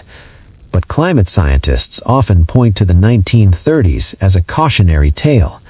Droughts still come, land can still fail, and human decisions still matter. The Dust Bowl forced America to confront a hard truth. Progress without foresight can destroy the very foundation it stands on. For millions, the sky turned black. For a nation, the lesson was permanent. The wind had carried more than soil. It carried a warning. The space race, when the Cold War left Earth. On October 4th, 1957, a small metal sphere the size of a beach ball began orbiting Earth. It beeped. That was all. A simple radio pulse echoing through the void. But those beeps changed everything. The Soviet Union had launched Sputnik 1, the first artificial satellite in human history. For the first time, an object made by human hands circled the planet. And it was not American. Across the United States, radios picked up the signal. Newspapers printed orbit maps. Politicians panicked. If the Soviets could put a satellite in space, they could put a nuclear warhead anywhere on Earth. The Cold War had just left the ground. Shock and fear. The late 1950s were already tense. The United States and the Soviet Union stood opposed in ideology, military power, and global influence. Nuclear weapons existed on both sides. Suspicion ran deep. But Sputnik created something new: technological fear. American confidence had been shaken. How had the Soviets beaten them? Schools began re-examining science education. Politicians demanded answers. Public debate turned urgent. Within months, the U.S. government created NASA, the National Aeronautics and Space Administration, in 1958. The race was on. The first American in space. The Soviets struck again in 1961. Yuri Gagarin orbited Earth aboard Vostok 1, becoming the first human in space. The United States trailed. Just weeks later, Alan Shepard became the first American in space, but only on a suborbital flight. The pressure mounted. President John F. Kennedy understood symbolic victories mattered in the Cold War. He needed a goal bold enough to reclaim momentum. On May 25, 1961, Kennedy addressed Congress. "We choose to go to the moon." The challenge was audacious. No nation had landed a human on the moon. The technology barely existed, but the commitment was made. Building the impossible. The Apollo program mobilized more than 400,000 engineers, technicians, and workers across the country. Factories in Texas, Florida, Alabama, California, and beyond began producing components for a machine unlike any ever built. The Saturn V rocket stood 363 feet tall, taller than the Statue of Liberty. It was the most powerful rocket ever constructed. Computers at the time were primitive by modern standards. The guidance computer that would fly Apollo had less processing power than a modern smartphone, yet it had to be perfect. Tragedy on the launch pad. On January 27, 1967, during a routine ground test, a fire broke out inside the Apollo 1 command module. Astronauts Gus Grissom, Ed White, and Roger Chaffee were trapped inside. They died within minutes. The nation mourned. The program paused. Investigations revealed design flaws and dangerous materials inside the capsule. NASA redesigned critical systems. Safety became paramount. The race continued, but at a cost. Apollo 8 and the Earthrise. In December 1968, Apollo 8 carried 3 astronauts around the moon. They did not land, but as they orbited, astronaut William Anders captured a photograph that would become iconic: Earth rising above the lunar horizon, a small blue marble in black space, fragile, finite. For many Americans, the image changed perspective. The planet seemed unified, without visible borders. The space race was political, but space itself was universal. July 20th, 1969. Apollo 11 descended toward the moon's surface. Neil Armstrong and Buzz Aldrin guided the lunar module Eagle toward a landing site. Fuel ran low. Computer alarms sounded. Armstrong manually adjusted course. "Houston, Tranquility Base here. The Eagle has landed." Hours later, Neil Armstrong stepped on the moon. That's one small step for man, one giant leap for mankind. Televisions across America broadcast the moment live. An estimated 600 million people worldwide watched. The United States had won the race to the moon. Beyond victory. The space race was not only about flags and footprints, it accelerated technological innovation, microelectronics, telecommunications, material science. It inspired generations of scientists and engineers. It shifted global perception of American capability. But it also reflected the intensity of the Cold War competition. The Apollo program cost roughly $25 billion, more than $150 billion in today's dollars. After Apollo 17 in 1972, human missions to the moon ended. Public interest waned. Funding declined. The urgency of competition faded. The long legacy. The Cold War space race eventually evolved into cooperation. In 1975, American and Soviet spacecraft docked in orbit in the Apollo-Soyuz mission. Decades later, the International Space Station would host astronauts from former rival nations working together. The beeping sphere of 1957 sparked fear, but it also sparked possibility. Today, private companies launch rockets routinely. Satellites guide navigation systems. Weather forecasts rely on orbital data. The race that began with rivalry reshaped civilization. The space race was never only about space. It was about identity, about proving superiority without direct war, about pushing technology beyond imagination. When Sputnik beeped across the night sky, America heard more than a signal. It heard a challenge, and in accepting it, the nation reached the moon. The Civil Rights Movement, when America was forced to confront itself. In the summer heat of 1955, a 14-year-old boy named Emmett Till boarded a train from Chicago to Mississippi.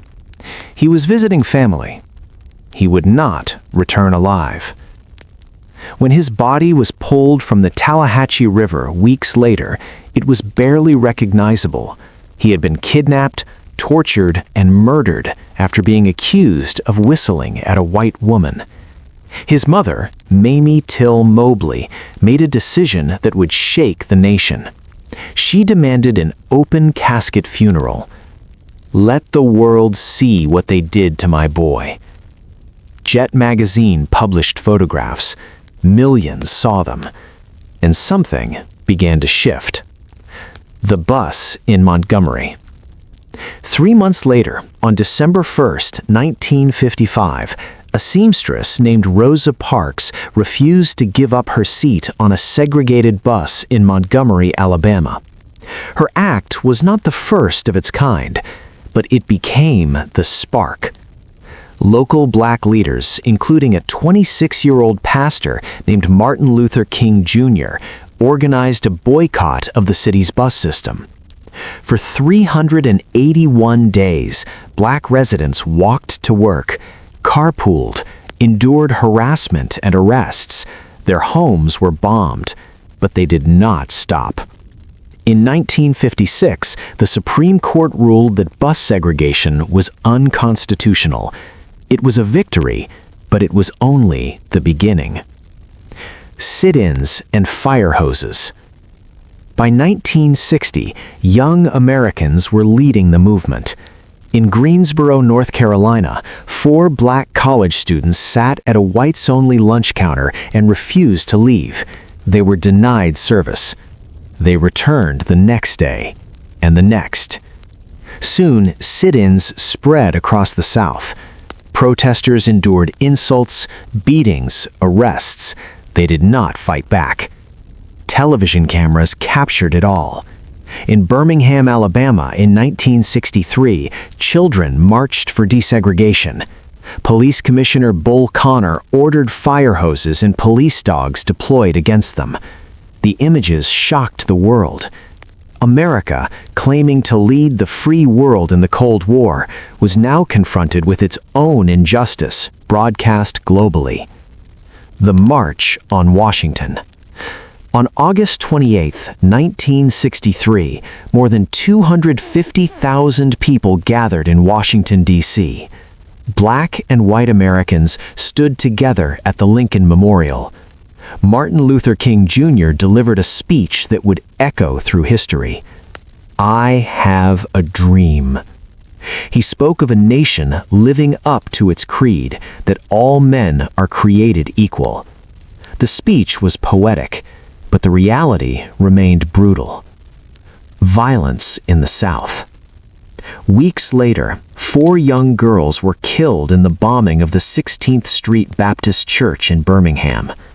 In Mississippi, 3 civil rights workers, James Chaney, Andrew Goodman, and Michael Schwerner, were murdered during Freedom Summer. Activists faced intimidation daily, yet voter registration drives continued. Marches continued. The movement grew stronger. The Civil Rights Act. In 1964, after years of protests and political pressure, President Lyndon J. Johnson signed the Civil Rights Act into law. It outlawed segregation in public places. It banned employment discrimination based on race, color, religion, sex, or national origin. A year later, after violent attacks on marchers in Selma, Alabama, including the brutal assault on the Edmund Pettus Bridge, Congress passed the Voting Rights Act of 1965. Federal protections for black voters were strengthened. Legal segregation crumbled, but prejudice did not vanish overnight. Malcolm X and a broader struggle. While King preached nonviolence, other voices rose. Malcolm X argued for self-defense and black empowerment. He challenged gradualism. He challenged America more directly. The movement was not monolithic. It contained debates, tensions, and evolving strategies. After Malcolm X was assassinated in 1965, and Martin Luther King Jr. was assassinated in 1968, grief turned to anger in many cities. Riots erupted. The nation was shaken again. Beyond the South. The civil rights movement reshaped American law, culture, and politics. It inspired other movements: women's rights, Latino civil rights, Native American activism, LGBTQ rights. It forced institutions to confront discrimination. It redefined citizenship. Yet, economic inequality persisted. Mass incarceration would later rise. Voting rights protections would be challenged decades later. The struggle evolved, but did not end. The lasting impact. The civil rights movement was not a single march. It was a sustained moral confrontation. Ordinary people, students, ministers, mothers, laborers, demanded that America honor its founding promises. They faced violence with courage. They used the Constitution as both shield and sword, and they changed the nation. The movement revealed a paradox at the heart of America. A country founded on liberty had long denied it to millions. Change did not come easily. It came through sacrifice, through televised injustice, through organized resistance, through belief that the arc of history could bend towards justice, but only if pushed. The civil rights movement did not simply integrate buses and schools. It transformed American democracy. It showed that protest could reshape law, that citizenship required participation, and that the nation's greatest strength might not be its power, but its capacity to correct itself. The Vietnam War, the war that divided America. It began quietly, not with a declaration of war, not with a dramatic invasion, but with advisors. In the 1950s, as the Cold War tightened its grip on global politics, Vietnam became another line in a much larger struggle: capitalism versus communism. After World War II, Vietnam had fought to free itself from French colonial rule. The country was divided at the 17th parallel: the North-North, led by Ho Chi Minh, and the anti-communist South, backed by the United States. American leaders feared the domino theory. If one nation fell to communism, others in Southeast Asia might follow. At first, the U.S. sent money and military advisors. Then came 1964, the Gulf of Tonkin. In August 1964, U.S. officials reported that North Vietnamese patrol boats had attacked American destroyers in the Gulf of Tonkin. The incident remains controversial. Later evidence suggested that at least one of the reported attacks likely never occurred. But Congress responded swiftly. The Gulf of Tonkin resolution gave President Lyndon B. Johnson broad authority to use military force in Vietnam without a formal declaration of war. American involvement escalated. Boots on the ground. By 1965, American combat troops were landing in Da Nang. What had begun as advisory support turned into full-scale war. Jungle warfare replaced traditional battle lines. The Viet Cong used guerrilla tactics, ambushes, tunnels, surprise attacks. The American military relied heavily on air power and artillery. Napalm burned forests and villages. Agent Orange defoliated jungles, leaving long-term environmental and health consequences. The war had no clear front, no visible victory, only mounting casualties. The draft. At home, young American men faced the draft. College deferments, medical exemptions, and social inequality shaped who went and who did not. Working class and minority communities were disproportionately represented on the front lines. Television brought the war into American living rooms. Graphic footage aired nightly. Families watched as body counts were announced like statistics. Confidence began to erode. The Tet Offensive. In January 1968, during the Vietnamese Lunar New Year, Tet, North Vietnamese and Viet Cong forces launched coordinated attacks across South Vietnam. Militarily, the offensive was eventually repelled, but psychologically, it was devastating. American officials had been assuring the public that victory was near. Tet revealed otherwise. The war appeared unwinnable. Public trust collapsed. President Johnson announced he would not seek re-election. Protest and division. University campuses erupted. Mass protests filled city streets. The anti-war movement grew powerful and visible. In 1970, 4 students were killed by the National Guard troops during a protest at Kent State University.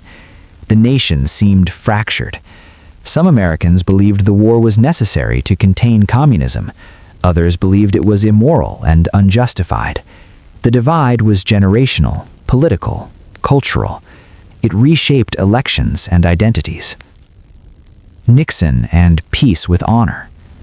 President Richard Nixon promised to end the war.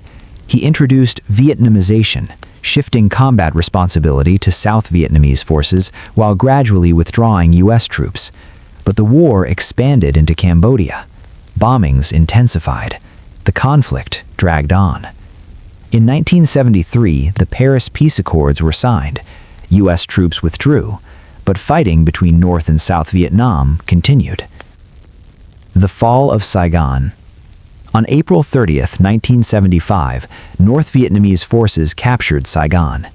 Images of helicopters evacuating American personnel from rooftops became iconic. South Vietnam fell. The war was over. More than 58,000 American service members had died. Millions of Vietnamese civilians and soldiers were killed.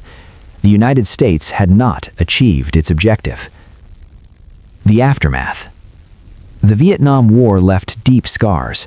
Veterans returned home to a divided country, often without the parades that had greeted soldiers of previous wars. Post-traumatic stress disorder gained national attention. Trust in government declined sharply, especially after the Pentagon Papers revealed that officials had misled the public about the war's progress.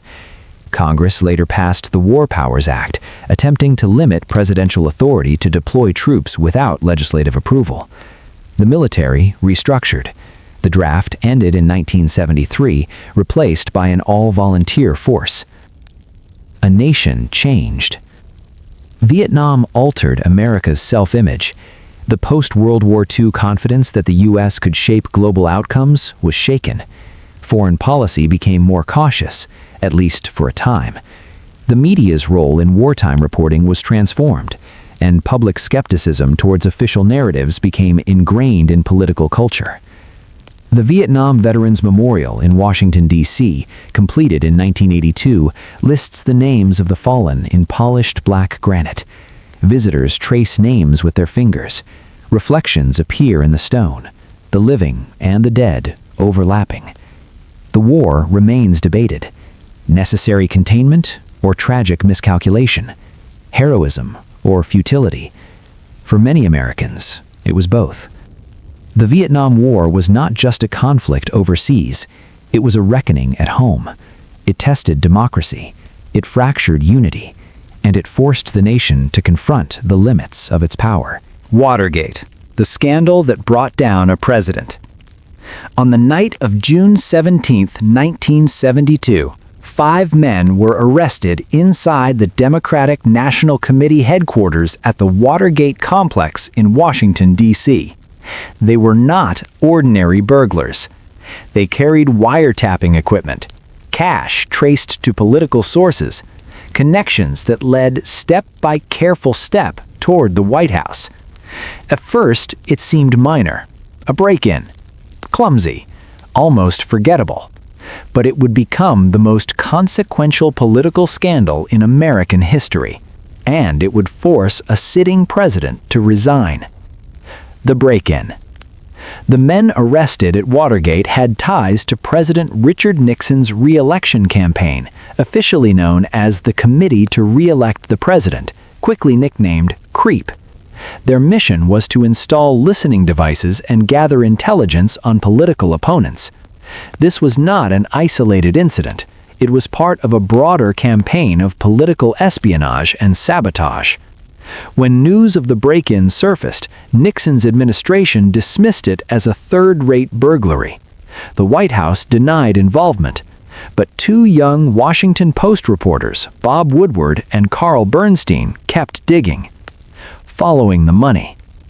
Woodward and Bernstein followed financial trails linking the burglars to high-ranking officials.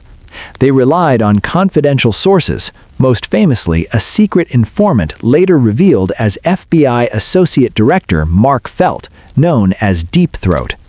The phrase he reportedly repeated became legendary: "Follow the money." As the investigation deepened, it became clear that the break-in was only part of a larger cover-up. Payments were made to silence participants. The CIA was asked to interfere with the FBI's investigation. White House officials denied knowledge, but evidence mounted. The tapes. In 1973, during Senate hearings investigating the scandal, a former White House aide revealed something explosive. President Nixon had installed a secret taping system in the Oval Office. Conversations were automatically recorded. If those tapes existed, they could confirm or contradict the administration's claims. The White House resisted handing them over. A constitutional battle began. The question was simple but profound. Was the president above the law? The Saturday Night Massacre. In October 1973, the special prosecutor investigating Watergate, Archibald Cox, subpoenaed the tapes. Nixon ordered Attorney General Elliot Richardson to fire him. Richardson refused and resigned.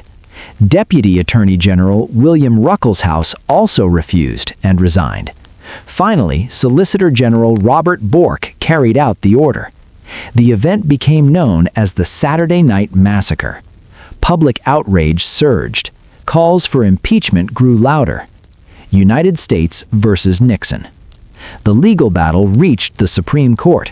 In July 1974, the court delivered a unanimous decision in United States versus Nixon. The president must turn over the tapes. Executive privilege was not absolute. No one, not even the president, was beyond judicial review. When the tapes were released, one recording from June 23, 1972, just days after the break-in, proved decisive. It revealed Nixon discussing plans to obstruct the FBI's investigation. The smoking gun. The cover-up was confirmed. Resignation. Facing near-certain impeachment and removal, Nixon addressed the nation on August 8, 1974. "I shall resign the presidency effective at noon tomorrow." The next day, he boarded Marine One and left the White House. He was the first and remains the only U.S. president to resign from office. Vice President Gerald Ford assumed the presidency and later granted Nixon a full pardon. The pardon was controversial. It prevented a criminal trial, but Ford argued it was necessary to help the country move forward. The aftermath. Watergate shattered public trust in government. The scandal unfolded during the final years of the Vietnam War, amplifying cynicism. Congress passed reforms to limit campaign finance abuses and strengthen oversight. The War Powers Act, passed in 1973, sought to curb presidential authority in military matters. Investigative journalism gained new prestige. The press was seen as a guardian of democracy. The suffix "gate" became shorthand for political scandal, a linguistic legacy of the event. A deeper lesson. Watergate was not just about burglary. It was about power, about secrecy, about how far a government might go to protect itself. It tested the resilience of American institutions. The courts held firm. Congress asserted authority. The Constitution endured. But faith in leadership was permanently altered. The 1970s became an era of skepticism. Citizens questioned official narratives more aggressively. Transparency became a public demand. The image of Nixon boarding a helicopter, pausing to flash a V sign to the crowd below, remains iconic. A moment of defiance. A moment of resignation. A moment when the highest office in the land proved vulnerable to accountability. Watergate demonstrated that democracy is not self-sustaining. It requires vigilance. It requires a free press. It requires citizens who refuse to look away. In 1972, 5 men entered an office building. By 1974, the presidency itself had been shaken, and America had learned that even the most powerful leader could fall. 9/11. The morning the sky fell. At 8:46 a.m. on September 11, 2001, the first plane struck the North Tower of the World Trade Center in New York City. For a few minutes, confusion ruled. An accident, perhaps, a tragic mechanical failure. Smoke poured into a clear blue sky. Television networks began live coverage. Then, at 9:03 a.m., a second plane slammed into the South Tower. There was no more confusion. America was under attack. The hijackings. 19 men affiliated with Al-Qaeda had boarded 4 commercial airliners that morning. They carried box cutters. They overwhelmed flight crews. They turned passenger jets into weapons. American Airlines Flight 11 and United Airlines Flight 175 hit the Twin Towers. American Airlines Flight 77 struck the Pentagon at 9:37 a.m. United Airlines Flight 93 never reached its target. Passengers, learning of the earlier attacks through phone calls, fought back. The plane crashed into a field in Pennsylvania at 10:03 a.m. It was believed to be headed toward either the U.S. Capitol or the White House. Nearly 3,000 people were killed that day. Collapse. At 9:59 a.m., the South Tower collapsed. The North Tower fell at 10:28 a.m. Millions watched live as the skyline changed forever. Firefighters climbed upward as civilians rushed down. First responders entered buildings they knew might not stand. Dust clouds rolled through Manhattan streets. Phones rang endlessly. Families waited for calls that never came. The Pentagon burned. Air traffic across the United States was grounded for the first time in history. The country fell silent. The shock. President George W. Bush was in a Florida classroom when the second plane hit. Within hours, he addressed the nation. Terrorism against our nation will not stand.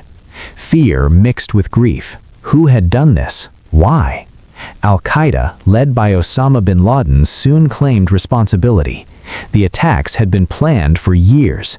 Training in flight schools, careful coordination, patience. War on Terror. On September 14th, Congress authorized the use of military force. The War on Terror began. In October 2001, the United States invaded Afghanistan, targeting Al-Qaeda and the Taliban government that harbored them. The mission was initially swift. The Taliban fell from power within weeks, but the war would stretch for 20 years. In 2003, the United States invaded Iraq, citing concerns about weapons of mass destruction and links to terrorism. No stockpiles of WMDs were found. The Iraq War became deeply controversial. Both conflicts reshaped global politics. Homeland Security. 9/11 transformed domestic policy. The Department of Homeland Security was created. Airport security changed permanently.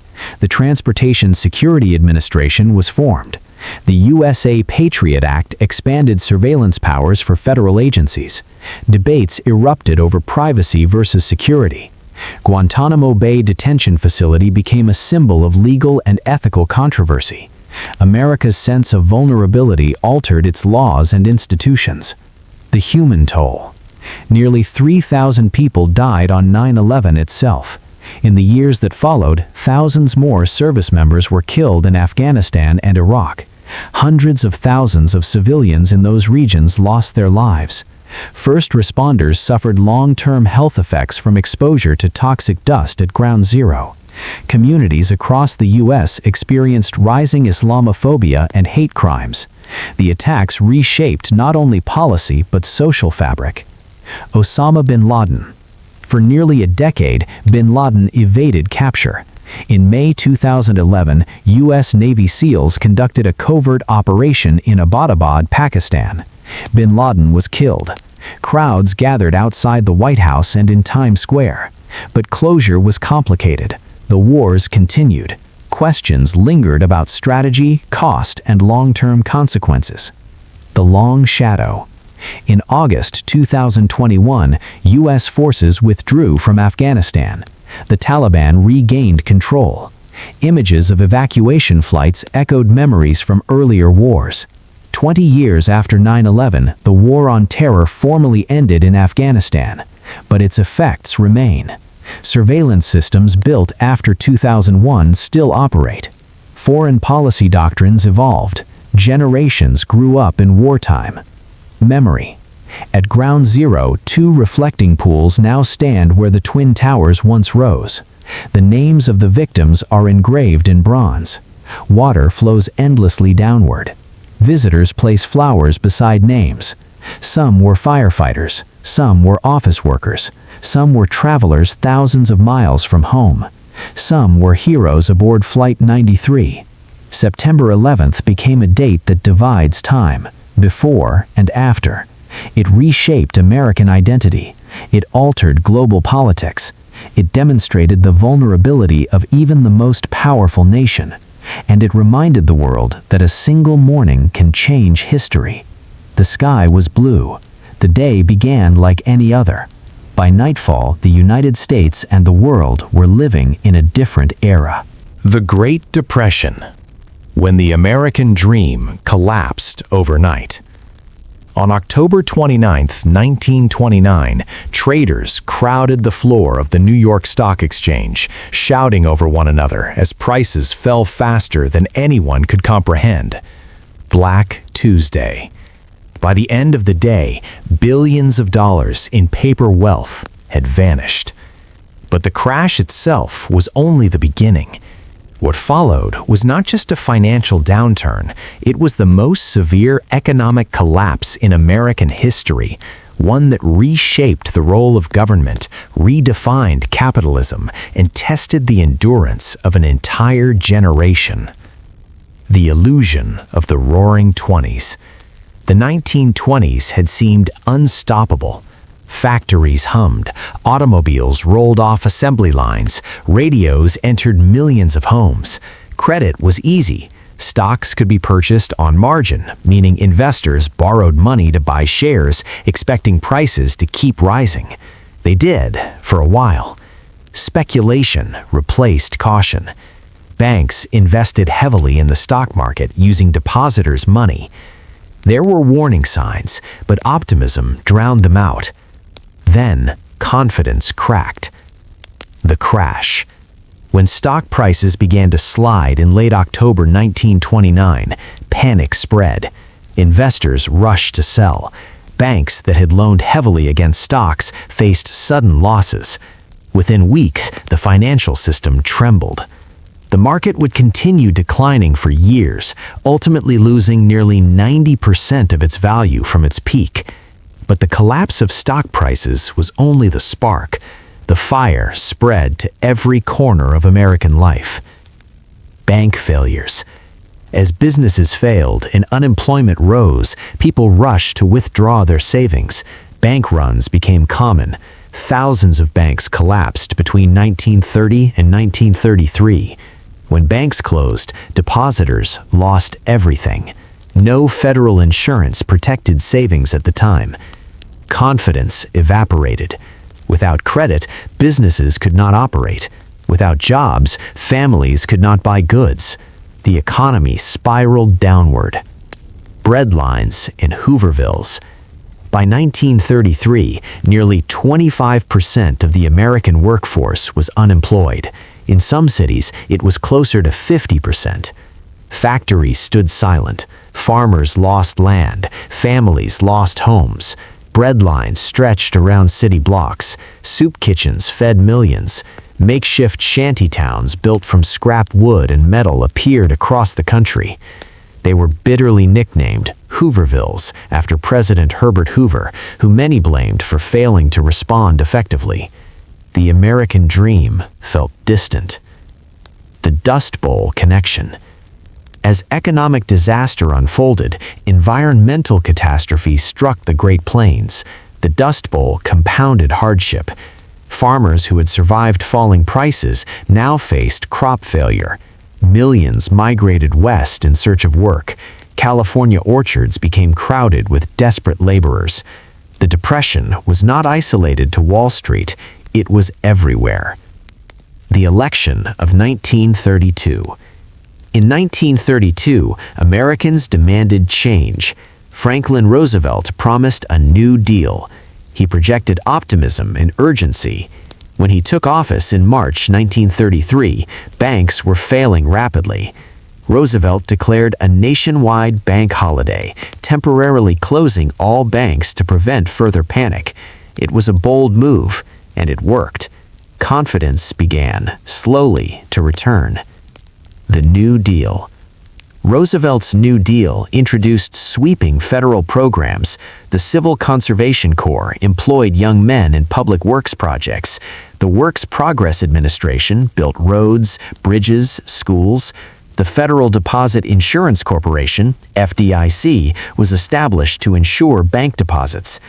Government intervention reached levels previously unimaginable in peacetime America. Critics argued it expanded federal power too far. Supporters argued it saved capitalism from collapse. Either way, the relationship between citizens and government had changed permanently. The human spirit. Despite hardship, communities adapted. Neighbors shared food. Families doubled up in homes.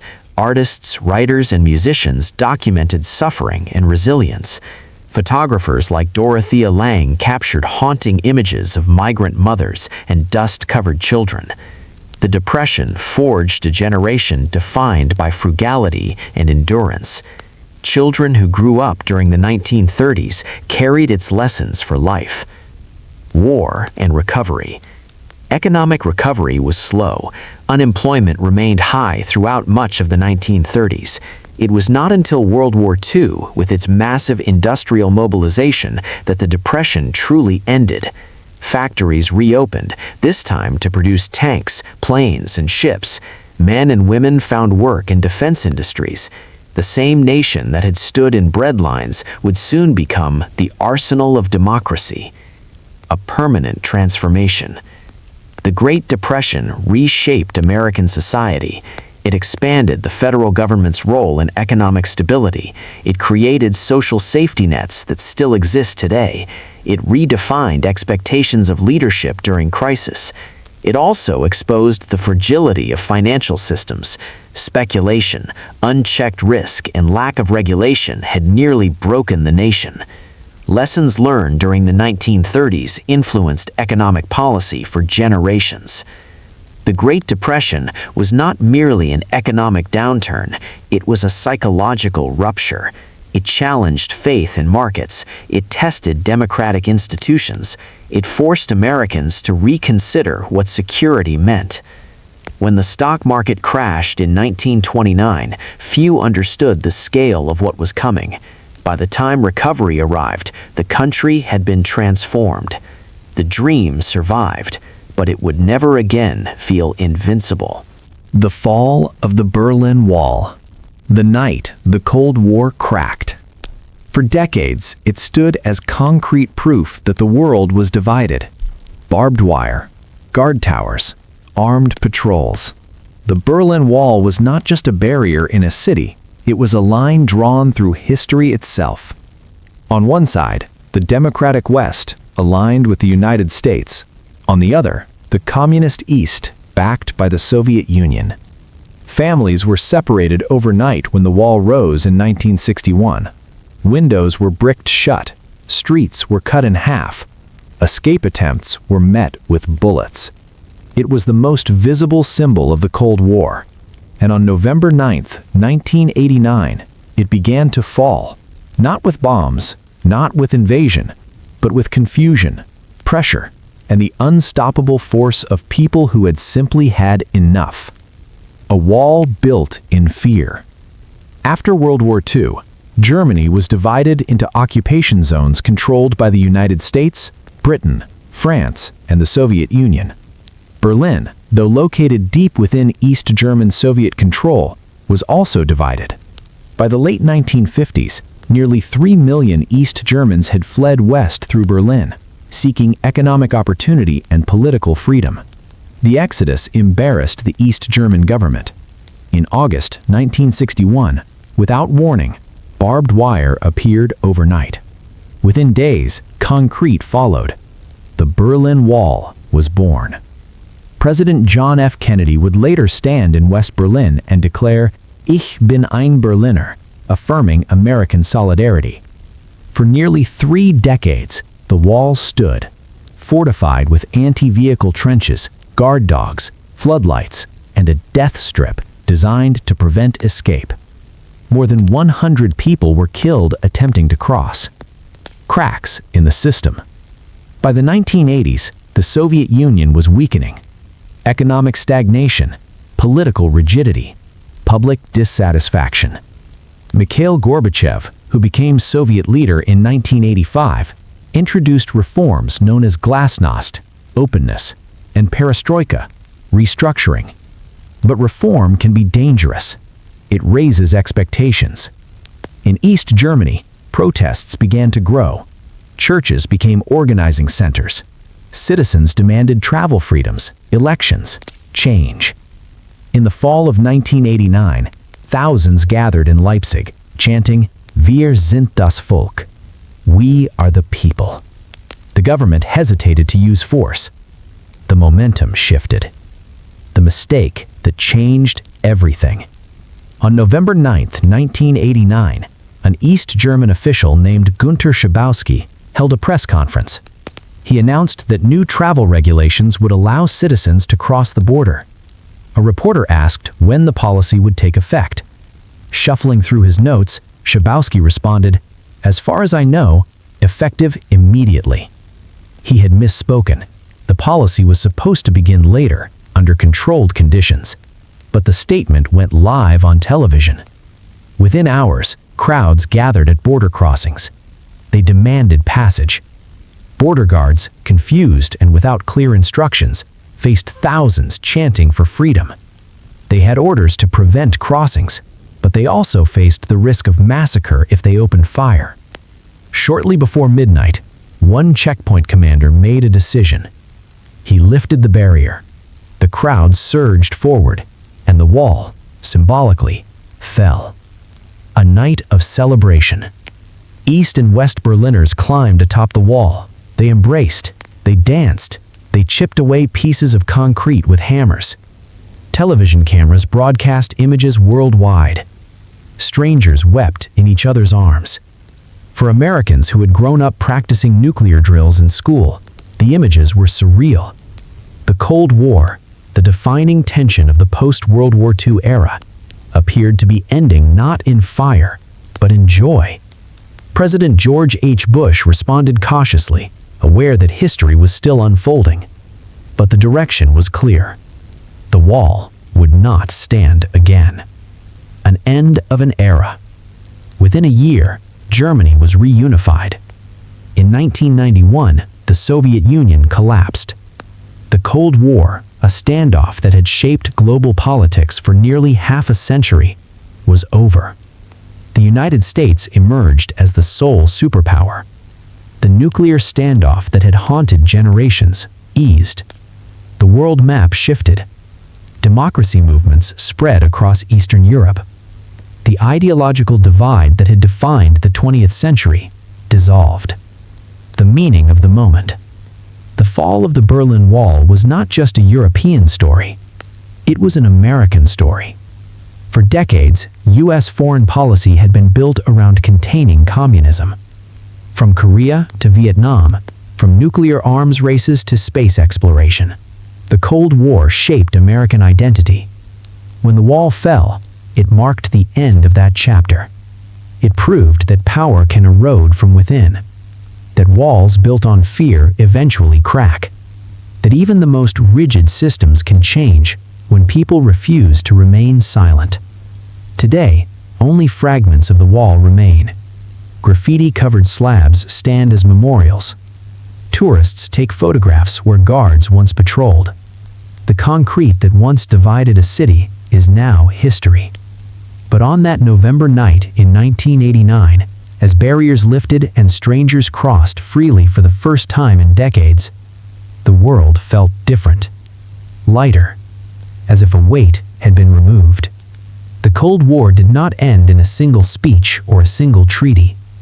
It ended in the sound of cheering crowds, in hands reaching across concrete, in a barrier opening instead of closing.